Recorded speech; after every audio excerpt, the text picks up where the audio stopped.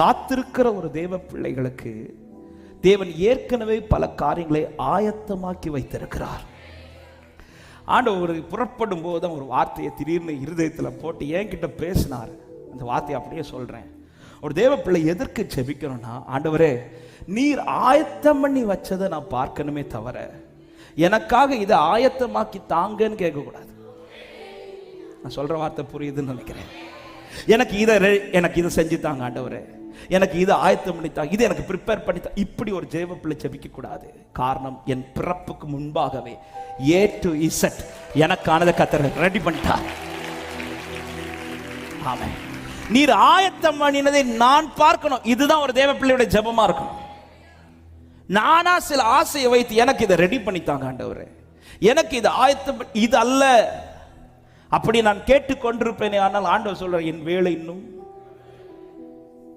மரியாள் என்ன சொல்ற, திராட்சரசம் இல்ல, ரெடி பண்ணி கொடுங்க. ஆண்டவர் சொல்ற, என் வேலை இன்னும்.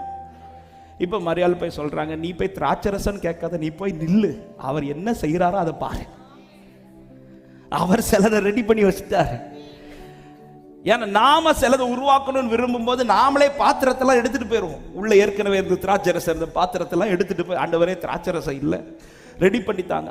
ஆண்டவர் சொல்ல, என் வேலை இன்னும் வரல, பாத்திரத்தெல்லாம் ஒதுக்கி வச்சு நீ வந்து நில்லு. அவர் சில பாத்திரத்தெல்லாம் பார்த்து வச்சிருக்கிறார். அவர் சிலதை உருவாக்கணும் ரெடி பண்ணி வச்சுட்டாரு, அதை கொண்டு வருவார்.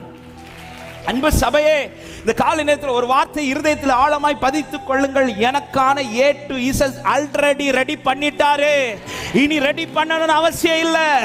முந்தினவைகளை நினைக்க வேண்டாம், பூர்வமானவைகளை சிந்திக்க வேண்டாம். ஆல்ரெடி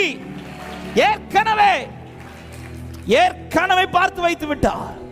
அவர் ஆயத்தம் பண்ணினதை தான் நான் பார்க்கணுமே தவிர, ஏன் ஆண்டவர் இன்னும் நம்மளை கூட்டிட்டு போகல? ஆண்டவர் சீசர்கள்ட்ட சொல்லிட்டு போறது என்னது? நான் உங்களுக்காக போய் ஒரு வாசஸ்தலத்தை ஆயத்தம் பண்ணுவேன். இவங்க இங்க இருந்து சொல்லல, ஆண்டவரே அந்த ஆயத்தம் பண்ற வாசஸ்தல கதவு கிழக்கு பக்கத்துல இருக்கும், இப்படி எல்லாம் சொன்னாங்களா? இத்தனை டோர் இருக்கணும், இத்தனை வாசல் இருக்கும். நீ வெயிட் பண்ணு, நான் ரெடி பண்ணிட்டு உன்னை கூட்டிட்டு போவேன். நான் ரெடி பண்ணிட்டு உன்னை கூட்டிட்டு போவேன். பூமிக்குரிய லைஃப்ல அப்படிதான், எனக்காய் ரெடி பண்ணி வச்சிருக்கிறான்.